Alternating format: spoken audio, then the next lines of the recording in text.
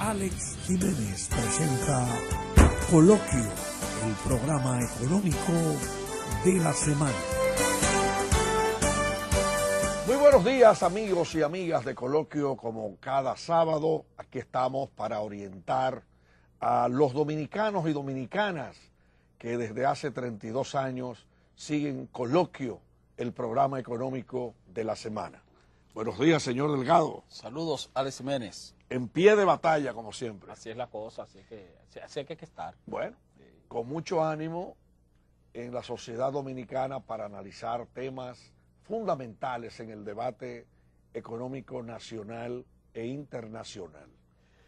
Quería comunicar que hoy no estarán con nosotros en el segmento Impuestos y Negocios ni Pedro Matos ni Basilio Sánchez por compromisos profesionales, pero en la próxima lo esperamos para que analicen un tema vital para los televidentes de este programa. Quería, antes de pasar al cambio, que veamos la portada del periódico Primicias, correspondiente al 23 aniversario. Vamos a dividir en dos ediciones el aniversario de Primicias, en esta semana y la otra, por la importancia del tema. También estamos celebrando los 32 años de Coloquio, que es un programa que, como decíamos en la versión anterior, no ha dejado de salir ni un solo día en los últimos 32 años y semanas posterior al 1 de octubre de este año.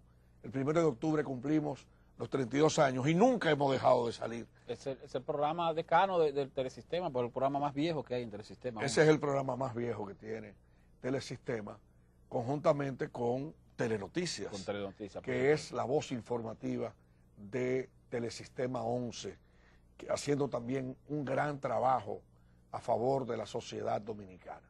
Vamos a ver si le pedimos al señor director que nos muestre la portada de Primicias, 23 aniversario. Estados Unidos da seguimiento al gobierno dominicano, dice la información principal. Organismos de inteligencia de Estados Unidos acumulan información clasificada sobre narcotráfico y corrupción en la República Dominicana. El país recibirá más de 24.000 millones de pesos. ¿De dólares? De dólares, sí. Eso es correspondiente al fin de año que mueve la economía, de acuerdo con los informes de la autoridad monetaria. Primicia celebra 23 años, más de 2 décadas en defensa del interés nacional.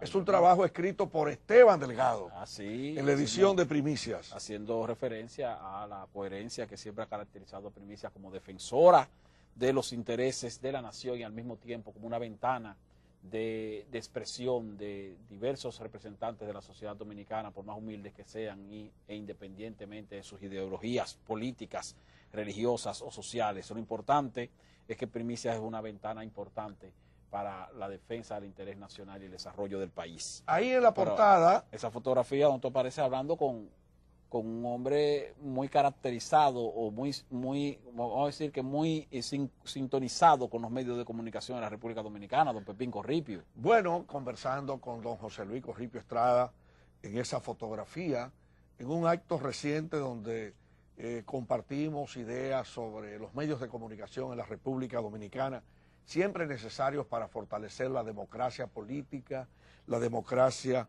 económica, y quería finalmente hablar sobre el 23 aniversario de Primicias y los 32 de Coloquio, diciendo, hay una serie de portadas ahí.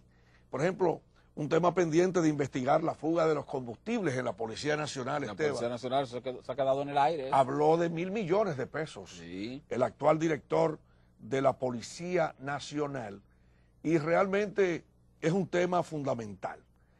Para irnos al cambio, vamos a agradecer las felicitaciones que está recibiendo Primicias con motivo de este 23 aniversario. La próxima semana venimos con la segunda edición aniversaria de 23 años y también hacemos referencia en un trabajo periodístico de la actual composición de los medios de comunicación en la República Dominicana, donde aparece Primicias y Coloquio como dos medios importantes para llevar orientación a nuestra gente. Vamos al cambio, y yo quiero antes del cambio tirarle un reto al señor Esteban Delgado, porque Es insoportable el tapón permanente que hay en la ciudad de Santo Domingo, en el tránsito. Y cuando venía para Telesistema, se me repitió el pensamiento de que cuál es el costo económico para las personas, para los empleados, para los estudiantes, para las empresas, para todo el pueblo dominicano, el costo económico de los tapones en el tránsito, en el desorden del tránsito, que está acabando con el ánimo de la gente, el bolsillo y mucho más. Vamos a comenzar con ese tema entre los tantos que tenemos en este día. Coloquio, el programa económico de la semana.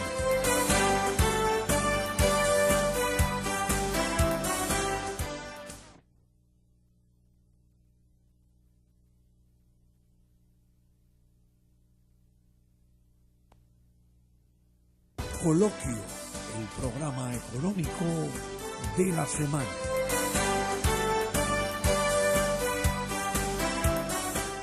Hablaba en el segmento anterior el señor Jiménez sobre la situación que se da en el país con relación a el caos en el transporte público, toda vez que los taponamientos provocan ciertamente enormes pérdidas para la economía de la República Dominicana.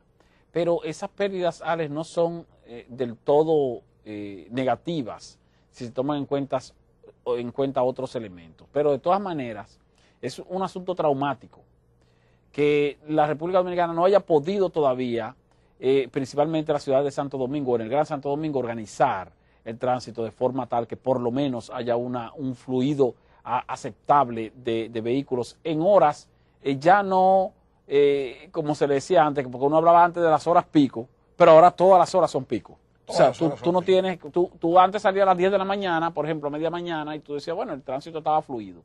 O salías a media tarde, 4 de la tarde, y el tránsito estaba fluido. Pero ahora no. Ahora es en todo momento que tú tienes unos taponamientos extraordinarios en las calles. Ahora, ¿qué ocurre con eso? Eso provoca, Alex, pérdidas para los conductores. El conductor, desde el origen, se pierde tiempo.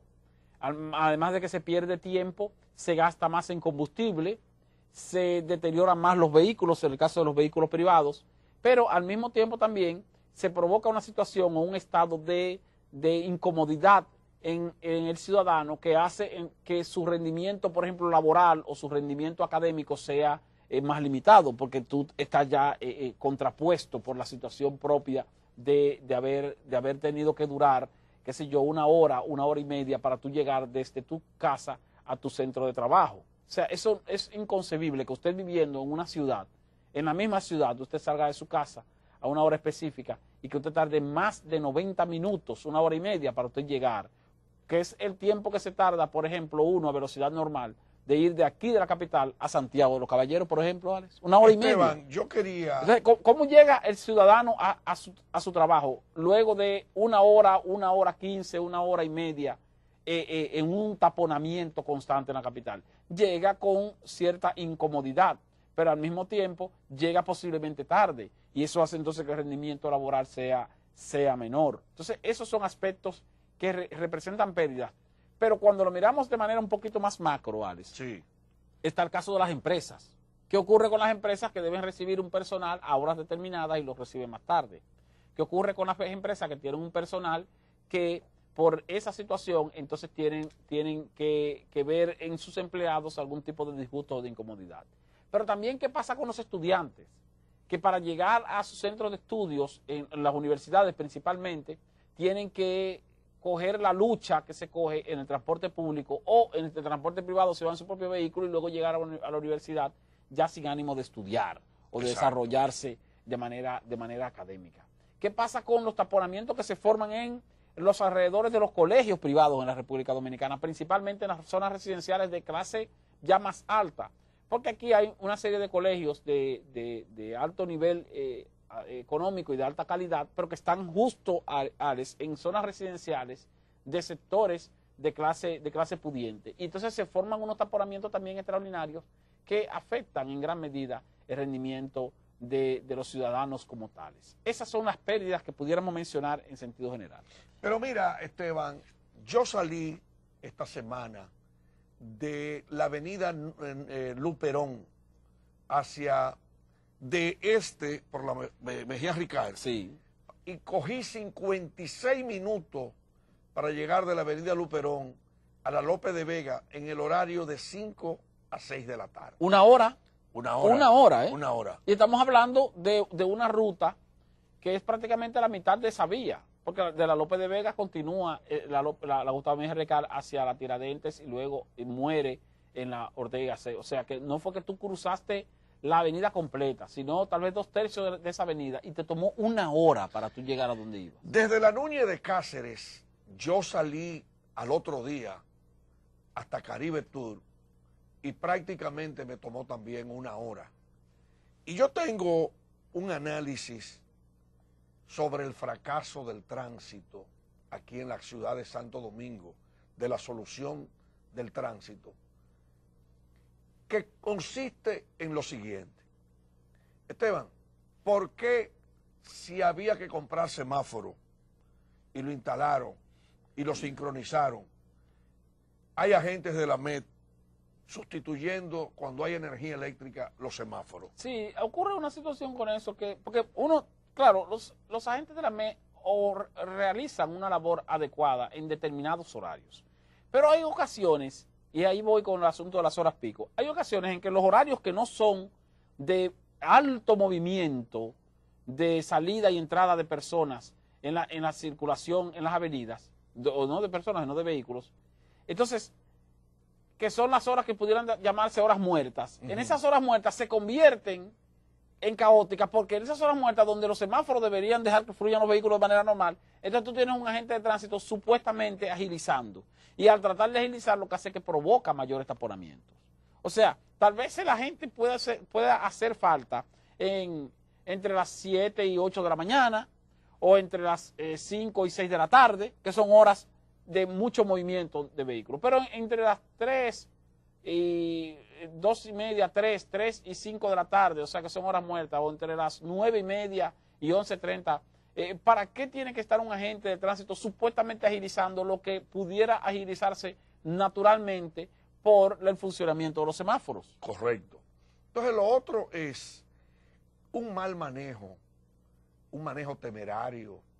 Aquí hay muchísima gente, aquí hay miles de personas que tienen licencia y parece que le entregaron la licencia sin haber conocido lo que es el manejar un vehículo. Entonces andan con un manejo temerario. Ya tú ves, por ejemplo, los motoristas que siguen metiéndose en los elevados. Muchos factores. A veces, por ejemplo, a alguien se le daña un vehículo y no lo mueven hacia la derecha, sino que lo dejan en el centro de las vías y eso produce tapones. Y hay miles de factores que deben ser analizados para buscar una solución, porque en lo que llega la solución, el plato del día que tiene que comprar un empleado de una empresa, más el costo de los tapones, más el costo de los tapones, más el costo de los combustibles. Más una tarifa de pasaje que ha aumentado porque los choferes decidieron aumentar el pasaje a propósito de la decisión del gobierno de eliminar el subsidio al gasoil. Pero fíjate, el subsidio al gasoil, pero los choferes de carro público que trabajan con gas licuado, como quiera aumentaron el pasaje también. Exacto. O sea, aprovecharon para aumentar. Entonces son muchos factores del daño que le está haciendo estas cadenas de tapones a la economía del pueblo dominicano, a las empresas. Incluso, si aquí hay una emergencia en la ciudad de Santo Domingo, ¿cómo vamos a circular, o sea, la gente para que se pueda mover? Por ejemplo, un incendio en una plaza comercial o en un edificio. Sí. ¿Cómo van, por ejemplo, las ambulancias a circular? ¿Por qué es que los vehículos no se mueven? No, y las unidades 911, uno a veces se encuentra con eso. En el taponamiento tú te encuentras con una unidad de 911, una ambulancia que no avanza, sencillamente no puede avanzar. Porque ahí surge una pregunta. ¿Cuántos muertos estarán provocando los tapones en la ciudad de Santo Domingo? Porque el 911 no puede llegar a tiempo. Pero hay otro aspecto, Alex, que es la otra parte. Porque hablaba de las pérdidas y mencioné también las posibles ganancias. El Estado se gana unos cuartos con el consumo de combustible. Claro. O sea, tú tienes aquí... Además, eso es un paquete Tú fiscal. tienes aquí que en la República que genera los Dominicana... tapones. Aquí en la República Dominicana el consumo de combustible crece a un ritmo de entre 15 y 20% anual. 15% anual más o menos. Pero ponle a eso Ahora, los yo te digo, precios de los combustibles. por eso, a eso voy. Que te lo suben. El aumento del consumo en un país donde hay combustible con doble carga tributaria o triple, Claro. porque tiene la carga tributaria del impuesto fijo sobre el galón, Sí. tiene la carga tributaria del impuesto ad valorem de 16% en el caso Sí. de la gasolina y el gasoil, y tiene la carga tributaria de los 2 pesos por galón que se cobra supuestamente para utilizar los recursos en reparación vial y en modernización del parque vehicular. Entonces, son 3 cargas tributarias que pesan sobre los combustibles. Y en un escenario en el que los taponamientos provocan mayor pérdida de tiempo en los vehículos en la ciudad, hace entonces que el consumo de combustible aumente, pero no precisamente porque hay una dinamización de la economía y la gente sencillamente está usando más combustible porque quiere andar más o porque quiere usar su vehículo con más frecuencia. No, es porque esos taponamientos obligan a una persona a gastar más combustible, porque si usted en una distancia normal tarda en tiempo normal, sin tapones, 15 minutos para llegar de un punto a otro, y por los tapones tarda 1 hora o 1 hora y media, entonces ya usted se puede imaginar la cantidad de combustible que se ha gastado adicional a lo que bien pudiera consumirse de manera regular por el hecho de que un taponamiento le provocó una mayor pérdida de tiempo. Entonces usted gasta combustible no solo por el tiempo que dura el vehículo encendido, sino también por el tiempo que usted dura con ese vehículo encendido y con el acondicionador de aire encendido. Exacto. Porque tú no puedes estar ahí ahogándote del calor. Entonces, ese aumento de alrededor de 15% anual que vemos en el consumo de combustible en la República Dominicana, se traduce en ¿qué? En una ganancia para el Estado. Alex, de repente el caos en el transporte y una público pobreza para el beneficia empleado, para el empleado y para ciudadano y para las el ciudadano empresas. y para las empresas, pero sin embargo el gobierno se está beneficiando con ingresos que rondan los 70.000, 75.000 millones de pesos al año, Claro que solamente sí. en cobro de impuestos a los combustibles, solamente Claro en que cobro de sí. impuestos a los combustibles. Entonces fíjense que posiblemente, y no vamos a decir que sea una situación provocada porque sería una No, exageración, ya sería una... pero posiblemente los taponamientos le estén generando ganancias al fisco, independientemente de quién sea el responsable de que eso esté ocurriendo. Yo estoy totalmente de acuerdo con lo que tú acabas de expresar, Esteban. Y realmente, tú sales, por ejemplo, fuera de la ciudad. Te voy a poner un caso. Esa fila del tapón que se da ahí en Pintura. ¿O sí? Isabel Aguiar con 27. Esquina 27 de febrero, exacto. Esa es una fuente de enriquecimiento para el Estado. La que se da en la autopista Duarte. Tú vienes, por ejemplo... No, pero la autopista Duarte es desastroso. de Santiago, no, vamos a mencionar nuestro pueblo, de Esperanza para Santo Domingo, un domingo a las 6 de la tarde. Y ahí en el kilómetro 31 de la autopista Duarte comienza el tapón. De ahí para acá, sí, ya. Hacia el 9. No importa los elevados que han construido. No. Pero también, Sigue el tapón. ocurre en la autopista de las Américas, Alex, Claro. los domingos en la tarde. Al final de la tarde, la cantidad de personas que se van, tú sabes, los fines de semana para Punta Cana, para Romana, para donde sea. Exacto. Esa afluencia de vehículos el domingo en la tarde provoca unos taponamientos extraordinarios en toda la 27 de febrero, en el elevado de la 27 en dirección este-oeste y en el puente Bosch. Hoy en Villamella, y que todos los días llaman para decir que no pueden pasar por el puente, Puente Peinado, ¿es que se Puente llama? Jacinto Peinado. ¿sí se El llama? Puente Peinado. No, Antonio Guzmán. El puente Antonio Guzmán. El puente Peinado es el que está en la Charles de Gaulle. Bueno. Este se llama Antonio Guzmán. Entonces, por el puente de Villamella ahí, Sí, el puente de Villamella. más allá de la antigua cementera, Sí. eso, señores, es una tragedia. Pero ustedes quieren una tragedia más grande también en materia de tapón, el que se produce desde el kilómetro 13 de la autopista Duarte, para tú cruzar la avenida Colombia. La Colombia, exactamente. Ese también donde- es otro taponamiento donde hay extraordinario. que hay que buscar una salida. Ahí han construido miles de viviendas y no se ha buscado una salida para que la gente salga por vías Para que alternas. el tránsito sea fluido. Porque fíjate algo también, Alex, que tiene que ver con la atomización de la ciudad de Santo Domingo, principalmente de la capital.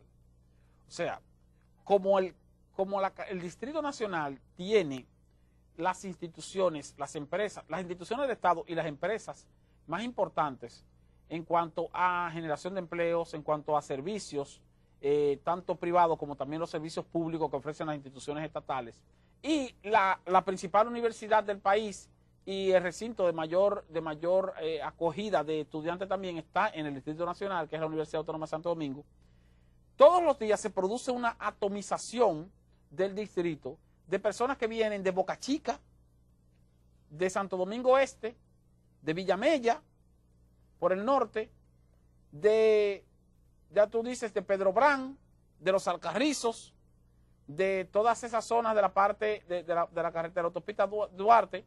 Y en el caso del sur oeste, las personas que vienen no solo de Jaina y de Nigua, sino que vienen del propio San Cristóbal, de Palenque, o sea, de la Juan cantidad Barón, de ciudadanos Nizao, que estudian y trabajan en la capital y que vienen de Nizao y de San Cristóbal. Entonces, esa atomización que se produce todos los días, de quizás un 50% o más de la cantidad de vehículos que vemos en el Distrito Nacional en horas laborables, posiblemente son de zonas periféricas. Claro. Pero todos los días, a una misma hora, se aglomeran en lo que se pudiera calificar o definir como el casco urbano de la ciudad. Y eso provoca taponamientos extraordinarios y nuestra Autoridad Metropolitana de Transporte no tiene todavía la capacidad para enfrentar esa situación. No solo por un asunto de falta de personal, sino también por falta de planificación y hasta cierto punto de capacidad. O sea, nosotros tenemos aquí tradicionalmente a gobernantes que se han acostumbrado a nombrar en la AMET a cualquier, y no digo cualquiera por echarlo al menos, sino a un general cualquiera. O sea, un miembro que esté pegado con las sí, alturas entonces, y la coyuntura. Al general tal yo lo voy a nombrar en la AMET, sin tomar en cuenta el tipo de calificación que debe tener un gerente de la circulación del tránsito en el Distrito Nacional. Entonces, cuando se creó la AMET, recordamos que el presidente Leonel Fernández en aquel momento nombró a Hanlet Herman en esa posición. Hanlet Herman era un experto, ingeniero por demás, pero aparte de eso, experto en desarrollo vial. Hizo grandes aportes. Hizo grandes aportes porque tenía los instrumentos de planificación y la capacidad y la preparación académica para ello. Entonces, esa costumbre debió seguir, pero se rompió.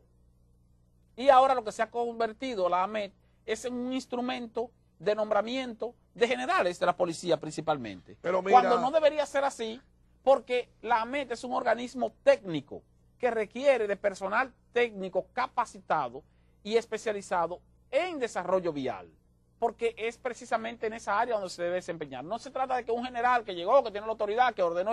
Entonces a veces tú te encuentras con eso, Alex. Entonces te encuentras con un general que llega, jefe, el nuevo jefe de la AMET. Entonces dice, bueno, a partir de mañana vamos a poner esta calle aquí, estos pilotillos aquí, y vamos a doblar aquí, vamos a aquí, aquí. Ah, no, porque es una orden del general. Pero ¿con base en cuáles estudios? ¿Con base en cuáles levantamientos? Entonces son improvisaciones. Y no es correcto eso. Los organismos que son técnicos deben estar dirigidos por personas técnicas. Además, la Autoridad Metropolitana de Transporte también, Alex, ha sido contaminada. Ha perdido su autoridad. Claro. Y los agentes han perdido su autoridad. ¿Tú sabes por qué? Porque la AMET está dirigida por un general de la policía. Que hay que sacar la AMET de la policía. Que por demás es un general de brigada, por lo general. No un general, no un teniente general. Entonces, ¿qué pasa? Pero la policía no es brigada. Lo ideal es que general de brigada de la policía. Lo ideal es que tú coloques en la AMET a un civil. ¿Por qué un civil? Porque el civil no le va a coger corte ni orden a un general, a un coronel, o a un guardia, ni al militarismo, ni a nada. Entonces, cuando yo le respondo al presidente de la República. Y cuando un general viole la ley, tú puedes decirle a tu agente, no, ponle la multa. E incautale el vehículo. Y si el que general, si ese general viene y se opone, yo como civil, como director civil, me reporto con el presidente y le digo, presidente, mire, el general tal no quiere cumplir con la ley. Pero cuando un general llama a otro general, ahí no hay nada que hacer, Alex. Mira, Esteban. Se convierte entonces esto en una anarquía. Sigo de acuerdo contigo. Quiero recordar, tú acabas de mencionar al ingeniero Hanlet Herman Pérez. El día que se produjo la primera graduación de los miembros de la AMET, el entonces presidente de la República, Leonel Fernández, y mi gran amigo Hanlet Herman Pérez, que Dios lo tenga en gloria donde quiera que se encuentre, falleció hace varios meses. Sí. Hanle Herman me invitó a mí, a Bonaparte Gotro Piñeiro, a Fausto Rosario Adames, y no me recuerdo a quién más, y nos montamos en un autobús de la ONSA, el presidente Leonel Fernández, Hanle Herman y el grupo de invitados. Pero fuimos a esa graduación, que era de estudiantes universitarios, jóvenes no contaminados en los cuerpos armados. Eso se hizo para que no lo contaminaran con miembros de cuerpos armados, sino que tuviera esa independencia que tú mencionas. Y poco a poco dañaron la MET. Hoy no solo dañaron la MET, sino que han jodido el tránsito del país. En un momentito vamos a hablar sobre el tema de la generación de divisas, exportaciones y otros temas de actualidad. Coloquio, el programa económico de la semana.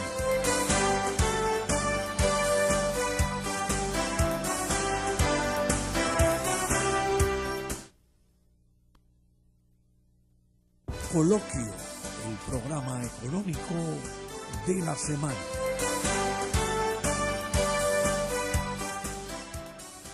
A final de año, Esteban Delgado, ha estado presente el tema de los dólares en la República Dominicana.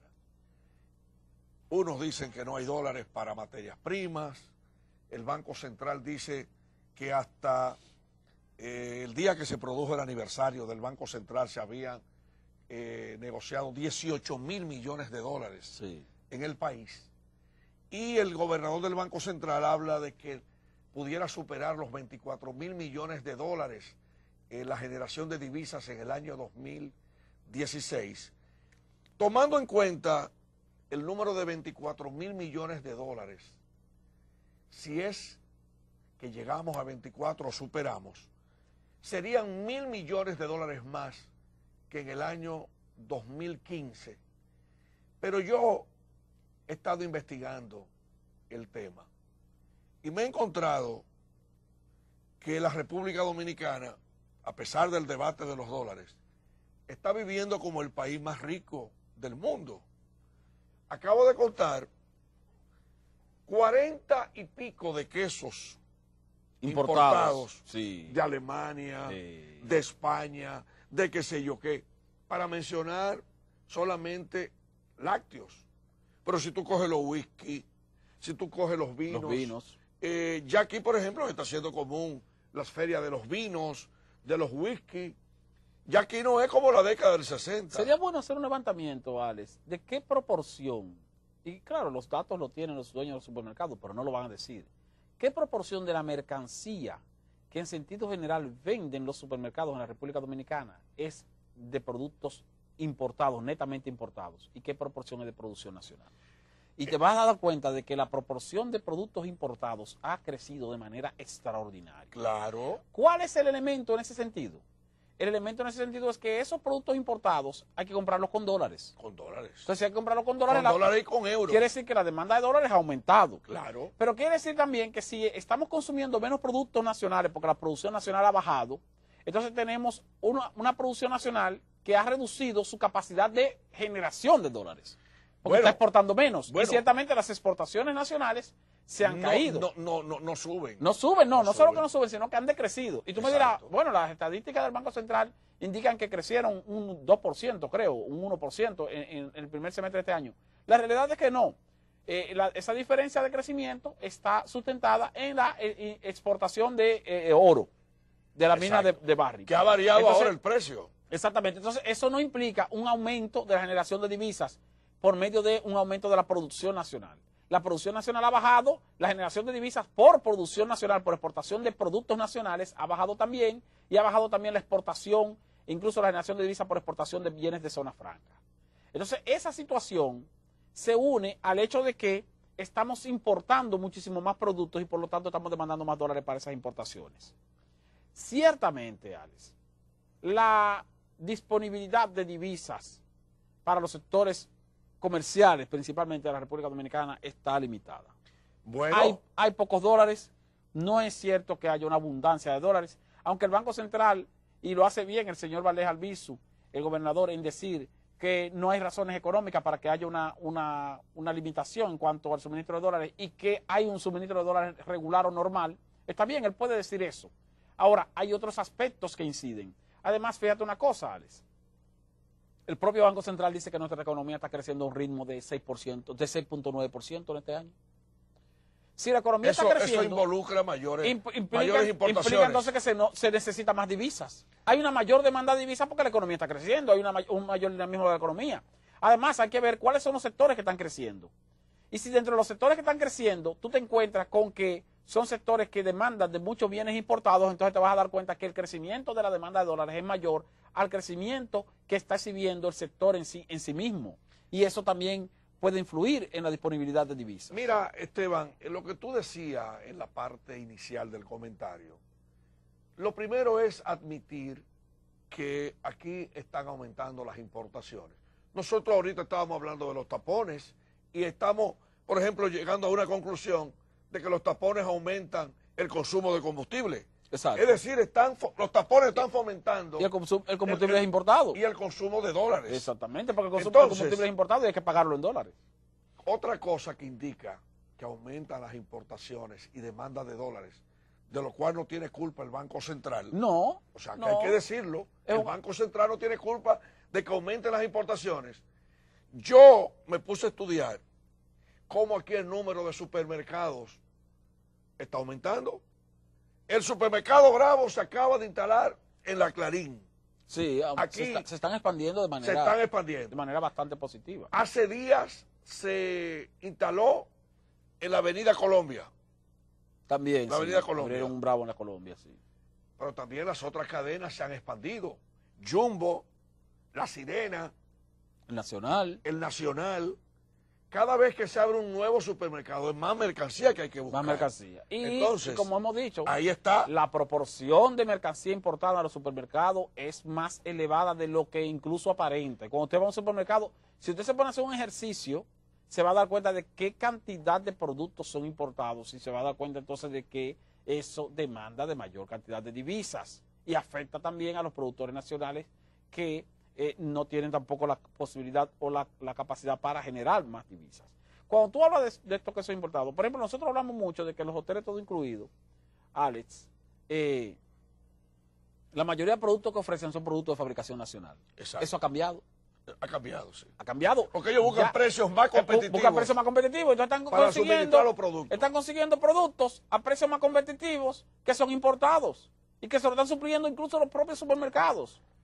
Entonces ya no es como ocurría antes, que todo lo que tú consumías en los hoteles, todo incluido, era de producción nacional. Ahora tú tienes una cantidad extraordinaria de productos que son importados y que no son precisamente productos de altísima calidad, pero que entonces no contribuyen con el desarrollo de los productores nacionales, sino que lo que hacen es que contribuyen con la demanda o una mayor demanda de divisas para la importación de esos productos. Hay un elemento, Esteban, adicional que yo tengo. Yo fui al acto que me invitó Industrias Vanilejas a Rancho Arriba para las nuevas variedades resistentes a la roya que se ha comido la República Dominicana, la roya. Sí. ¿Tú sabes cuántos sacos de café producía la República Dominicana en la década del 70? 1,5 millones casi de sacos. 1 millón de sacos de café. Más de 1 millón. Más de 1 millón. ¿Tú sabes cuánto produce hoy? No produce en exportación más de 20,000 sacos. O sea, fíjate, para exportación. Pero fíjate entonces la proporción en que ha bajado ahí el ingreso de divisas por esa vía. Y estamos hablando de los últimos 40 años, ¿sabes? Lo cual es una vergüenza. Pero además... Porque lo que hemos hecho entonces es involucionar. Pero además déjame decirte lo siguiente. Antes este país tomaba café de las montañas dominicanas. Sí. Pero ahora estamos tomando café de la India, café de Vietnam. Sí, café de Colombia, porque hay muchísimas marcas en el Más mercado. del 90%. Todo eso es dólares. Más del 90% del café que se produce, que se consume en la República Dominicana es importado. Más del 90%. Si tú vas también a las góndolas del supermercado, ves muchas marcas de chocolate importado. Todo eso es importado. Pero si tú, las golosinas, Ale, también. Todas las golosinas y las galletitas son importadas. Este país hace 30 años comía manzana en diciembre, en la Navidad, y ahora come manzana el año entero, que vienen de Chile y de sí, otros puntos de California el año entero. Estamos importando naranja. Y uvas. Estamos importando naranja porque ya la producción de naranja se cayó también hace varios años. Yo te iba a mencionar eso. Yo vi a Juanito, Juanito Barceló, de Citrícola del Este, mi gran amigo. Juanito, lo vi en Jarabacoa recientemente. Señor, el 80% se lo llevó una enfermedad. Sí. Y aquí uno está viendo en los supermercados limón importado, naranja importada, agrio de naranja importado para sazonar. Entonces, si comenzamos rubro por rubro, yo soy una persona quizá yo soy el que más escribo en este país sobre la producción nacional, pero aquí hay un proceso de desindustrialización que el gobierno dominicano está perdiendo de vista para disminuir las importaciones. Y debe prestar atención a eso. Y debe prestar atención a eso. Claro. Ese segundo seminario de la industria nacional, Congreso de la Industria Nacional, el día 18 de abril del año 2012, planteó que en 5 años el país duplicara las exportaciones a 20.000 millones y las exportaciones no pasan de 9.800. Lo que ha pasado es lo contrario exactamente, porque se han quedado estancadas las exportaciones. Y tú me dices a mí, bueno, pero ha aumentado la generación de divisas por el turismo. Bueno, sí. Ahora, ¿qué pasa con la generación de divisas por el turismo, Ale? Eso es un estado contable. Exacto. No es un estado tangible. Entran todas las divisas porque aquí. No entran. Son divisas, se cuantifica o se contabiliza la entrada de divisas, pero la mayoría de paquetes turísticos que se venden para venir a la República Dominicana son comprados en el extranjero, Alex, y se pagan en el extranjero a través de los turoperadores. Exacto. Entonces son divisas que se contabilizan, pero no entran.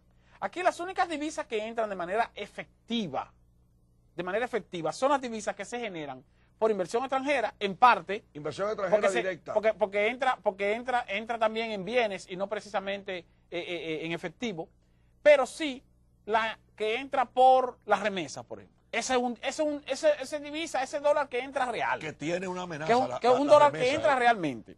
Y aparte de eso también es un dólar que entra en términos reales, el de la exportación nacional. Exacto. Nacional, no de las exportaciones de zona franca.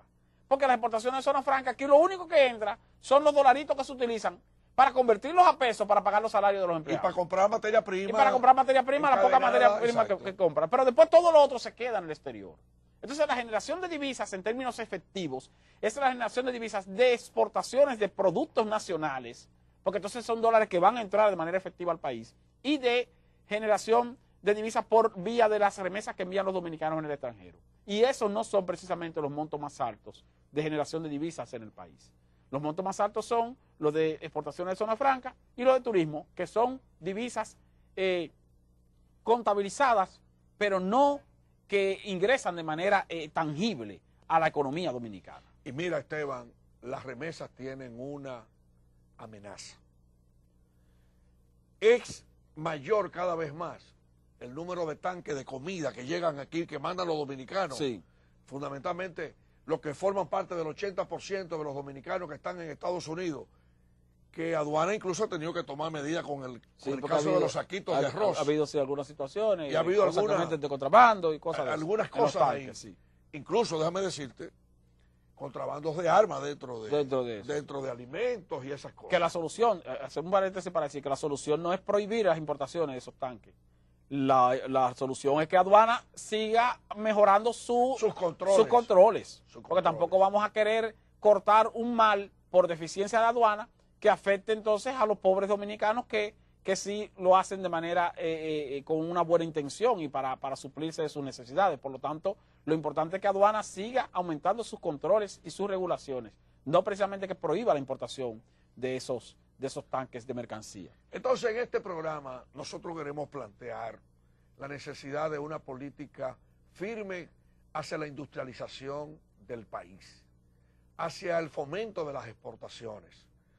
Mucha gente, por ejemplo, a veces cuando el Banco Central emite los informes, se ponen a decir que el Banco Central tal cosa. El Banco Central no exporta. El Banco Central contabiliza, contabiliza hace estudios sobre la actividad económica del país. Lleva las cuentas nacionales y dice, mira, aquí se importó, pasó tal, tiene una tal, cuenta cual cosa, satelital de turismo. pero no es no es que el Banco Central sea el que determine que una cosa va a ocurrir o no va a ocurrir. Simplemente la contabiliza, te dice, bueno, entraron tantos turistas. Ahora, no es el Banco Central el que decide para que vengan más turistas o vengan menos turistas, ya eso le corresponde a otros estamentos del Estado, como el Ministerio de Turismo, y hasta el propio gobierno en sentido general por un asunto de imagen del país. O sea, que ciertamente la labor del Banco Central es de informarle al país cómo se está comportando la economía, para que los actores económicos precisamente y el propio gobierno tomen las medidas necesarias a los fines de mejorar cualquier situación que esté ocurriendo en perjuicio del desarrollo económico del país. No, y además el Banco Central tiene como misión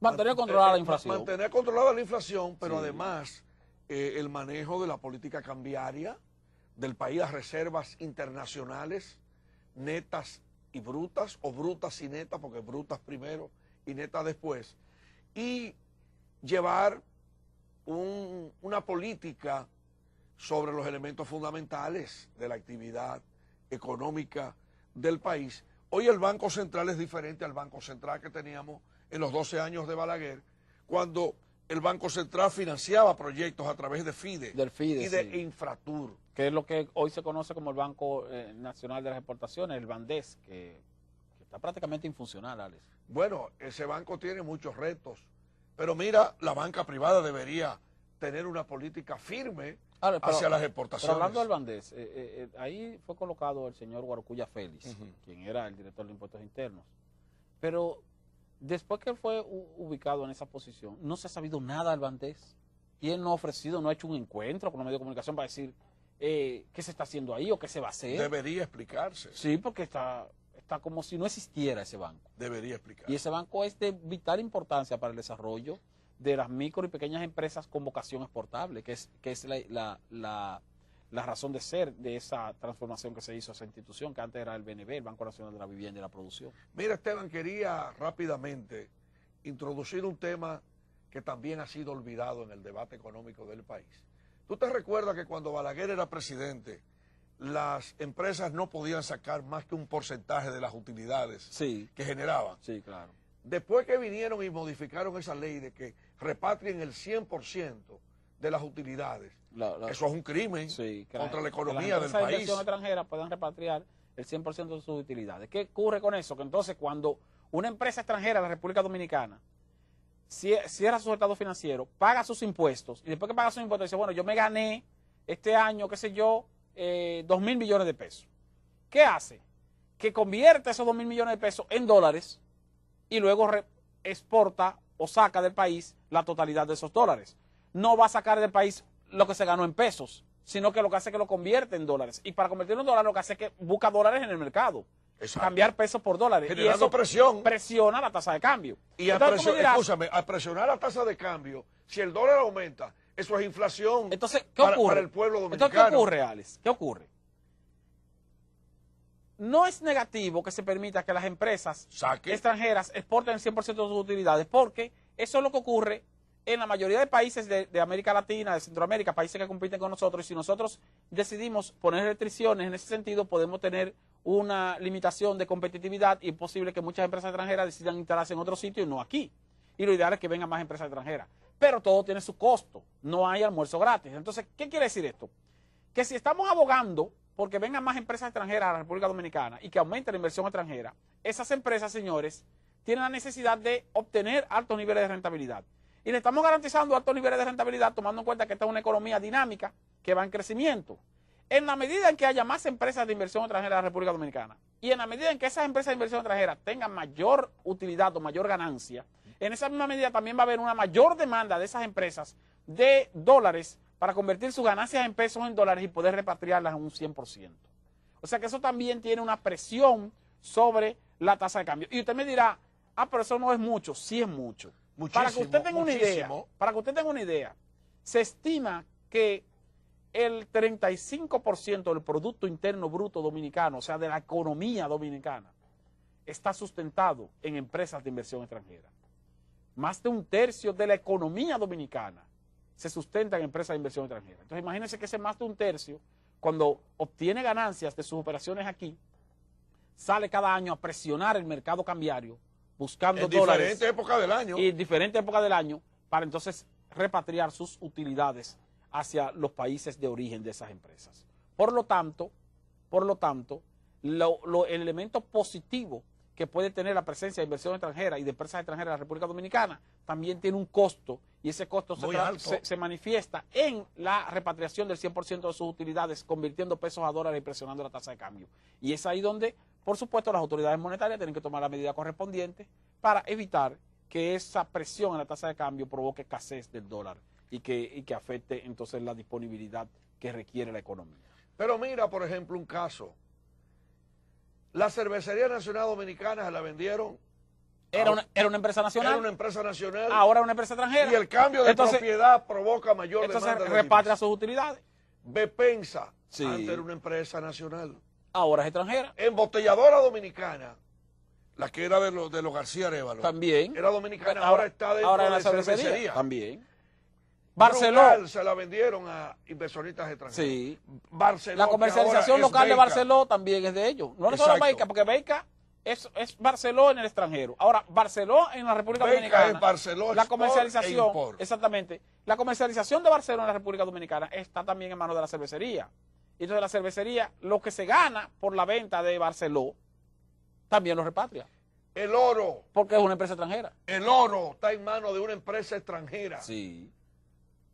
Eso de decir que el oro es de nosotros, eso es pura retórica. Sí. Eso, pura retórica. El oro está enriqueciendo a extranjeros, el oro dominicano. Entonces, el Consorcio Azucarero Central. Eso es extranjero también. Eso es extranjero. Sí. Entonces, así sucesivamente. El Adobón. Eso es extranjero. Eso es extranjero. Sí. Entonces, nos estamos quedando sin industria nacional. Y eso precisamente forma parte de la gran presión de los dólares. Por ejemplo, Esteban, ¿tú crees que este país debería estar importando, no exportando, porque exportar es enviar hacia afuera, pero importando pechugas de pollo desde Nicaragua? Cuando aquí hay una industria avícola tan desarrollada. Claro. Estamos importando pechugas de pollo de Nicaragua, trayendo pechugas de pollo de Nicaragua. ¿Tú crees, eso es vergonzoso? ¿Tú crees, por ejemplo, Esteban Delgado, que los ganaderos de Santiago Rodríguez no encuentran quien le compre la leche? Porque los lácteos importados en este país, señores, están acabando con la producción nacional. Son temas a los cuales debemos ponerle mucha atención. ¿Se acabó el tiempo? Se ha acabado el tiempo, sí. Bueno, pues, ¿cómo es que dice la expresión con la que cerramos cada semana el programa Coloquio, el programa económico de la semana? Que Dios bendiga al pueblo dominicano. Hasta la próxima. Coloquio, el programa económico de la semana.